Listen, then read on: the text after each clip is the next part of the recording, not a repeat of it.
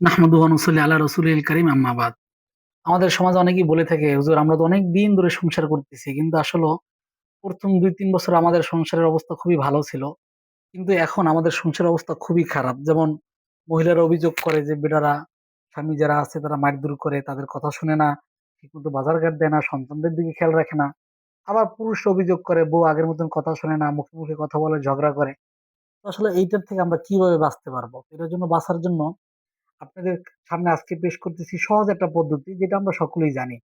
এই পদ্ধতিটা যদি আপনারা অবলম্বন করতে পারেন, অবশ্যই স্বামী এবং স্ত্রীর ভিতরে কঠিন মহব্বত হবে, মিল ভালোবাসা হবে। যেটা আর কখনোই নষ্ট হবে না। সেটা হলো কি, আপনাদের যেটা করতে হবে সেটা হলো আপনার বিসমিল্লাহির রহমানির রহিম। আল্লাহ তাআলার এই সিফাতি নামগুলো বিসমিল্লাহির রহমানির রহিম, এইটা আপনাদের ৭৮৬ বার পড়তে হবে। যদি আপনারা ৭৮৬ বার পড়তে পারেন, পড়ে পানিতে ফু দিয়ে ওই পানি স্ত্রী হলে স্বামীকে খাওয়াবেন, স্বামী হলে স্ত্রীকে খাওয়াবেন, অথবা উভয়জনই খাবেন। তো খেলে কি হবে?